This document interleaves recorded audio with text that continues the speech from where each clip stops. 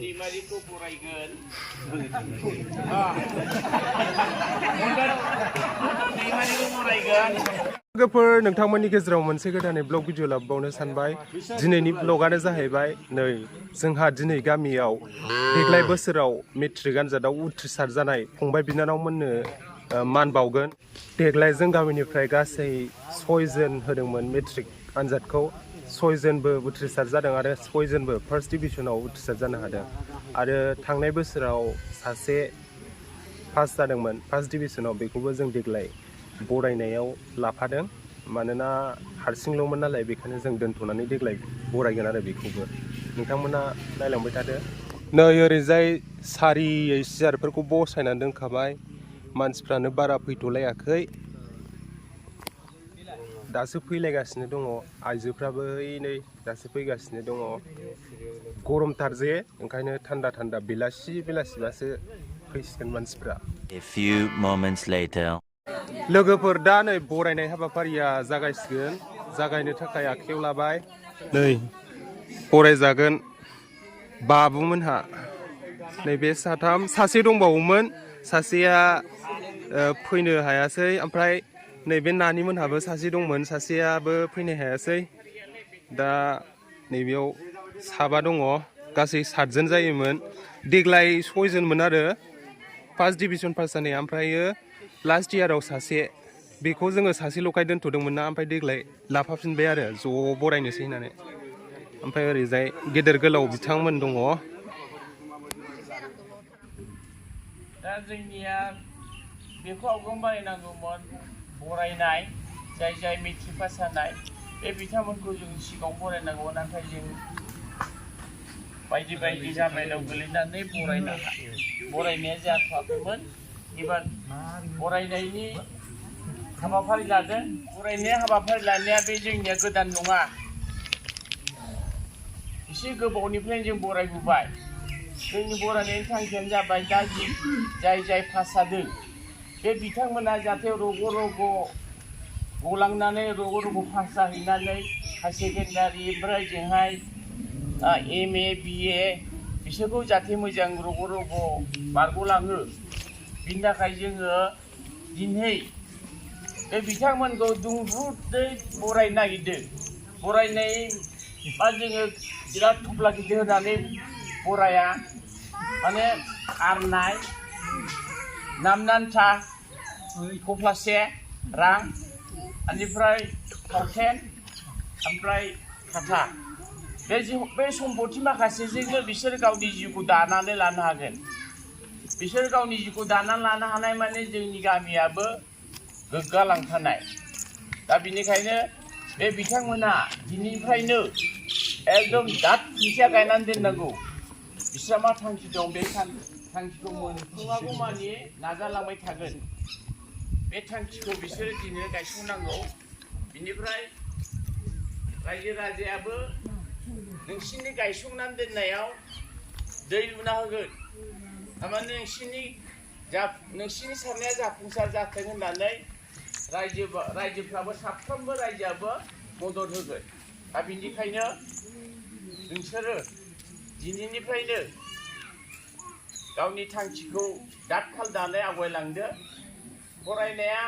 खस्थ' खालामबानो जायो सासेबो मानसिया खस्थ' खालामाबालानो गोजौ थाखोआव बारलांनो हाया जाय बेसेबां खस्थ' खालामगोन इसिबां बिनि फिथाइखौ मोनगोन बिथाङा 3 लेटार लानानै पास जादों दा बिथांखौ जोंनि सिबियारि कमिटिनि आफादगिरि बिश्वनाथ बसुमतारिया आवरायगोन दा बिथां बिश्वजित महिलारिखौ जोंनि दुंब्रुदै बरायनायखौ लाफिननो थाखाय आं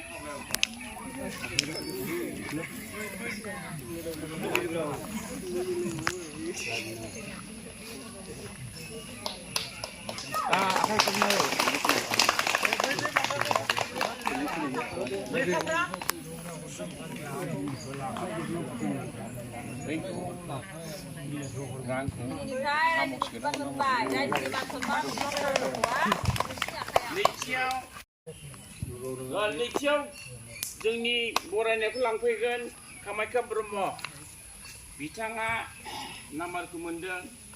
64.16 ओमफ्राय माबाफोरखौबो होननांगौमोन जेनेबा आरो बिमा बिफाखौ बिनि बिफाया जाबाय उलेन ब्रह्म आरो बिमाया मीरा ब्रह्म बै दहायनिया जादों सेना महिलारि ओमफ्राय मामे महिलारिमोन बावलांदों दहायो दा कामाख्या ब्रह्मखौ कमिटिनिफ्राय बरायनायखौ लांफैनो थाखाय खावलायहरनाय जाबाय बिथांखौ बरायगोन जोंनि गामिनि प्रतिमा महिलारि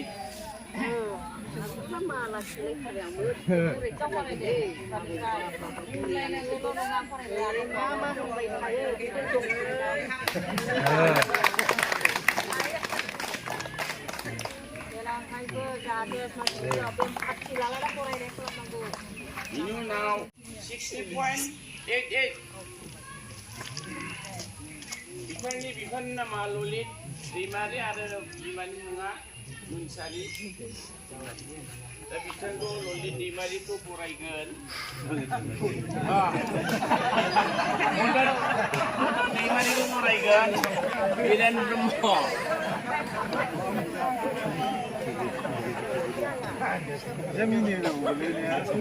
एसे गोरोन्थि जादों निमाहा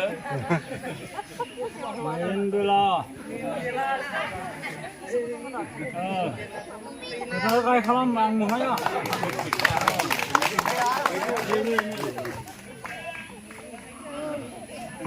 बेखौ लाना खुलुमाखै पुलक बसुमतारी बिथाङा नाम्बाराव फैनानै लानो हादों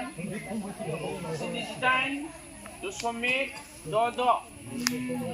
बिथाङा मोनथाम आयदायाव लेटार लानानै पास खालामदों बिथांनि बिमानि मुङा चक्रधर बसुमतारी आरो बिमानि मुङा सनमा बसुमतारी बिथांमोना बयबो सिनायखायो दा पुलक बसुमतारीया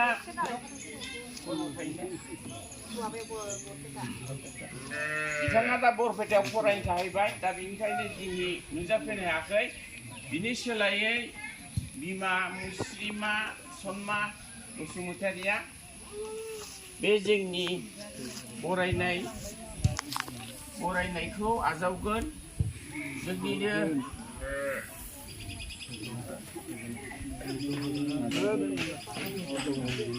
जोंनिनो गामिनि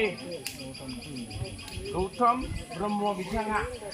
बिथांनिफ्राय बिमाखौ नाजावनो थाखाय खावलायनाय जाबाय बे जायगायावनो हरदोल' दे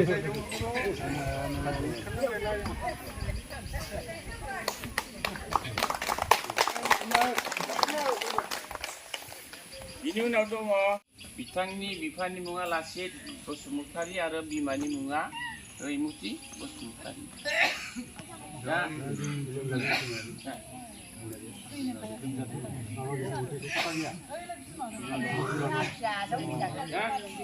बिथाङा लोमजादोंनो बेनिखायनो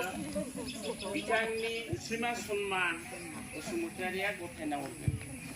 बिमाखौ लांफैनो थाखाय खावलायनाय जाबाय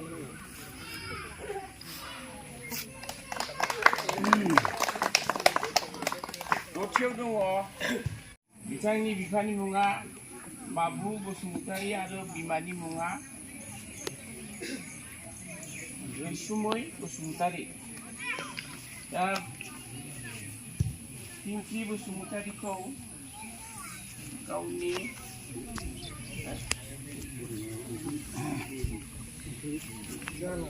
बेखौ बरायगोन अनसुलि महिलारि बिथांनि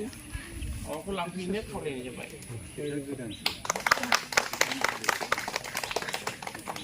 जोबथारनायाव 2023 मायथाइनि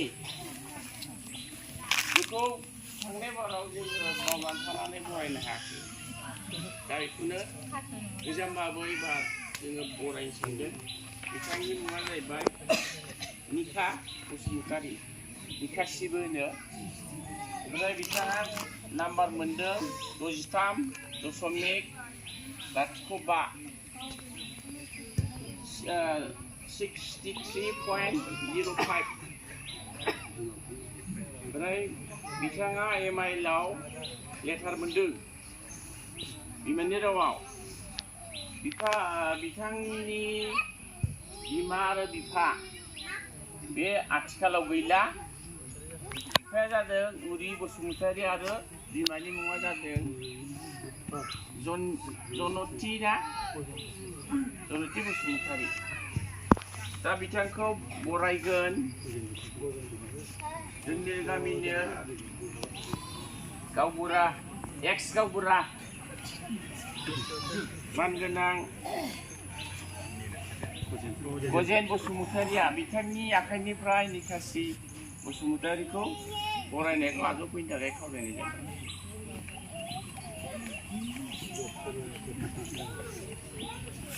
apa komna he रायजोफोर नायना बावलै नै दायो लोगोफोर बरायनाय हाबाफारिया जोब्बाय दा ब्लगखौबो बेयावनो फोजोबनो सानबाय नै बाबुमोनहा बिसोरनो बिनानावमोनहा दा थांबाय नै नोंथांमोना दे भिडिअखौ नायनानै माबायदि मोनदों कमेन्टनि गेजेरजों फोरमायहरदो आरो सोरबाफोर देग्लाय बोसोराव मेट्रिक आनजाद होनानै पास जानायफोर दंबा कंग्रेचुलेसन्स आरो बेफोरबायदिनो गोदान ब्लग लाबोबाय थागोन नोंथांमोना चेनेलखौ साबस्क्राइब खालामदो लाइक खालामदो कमेन्ट खालामदो।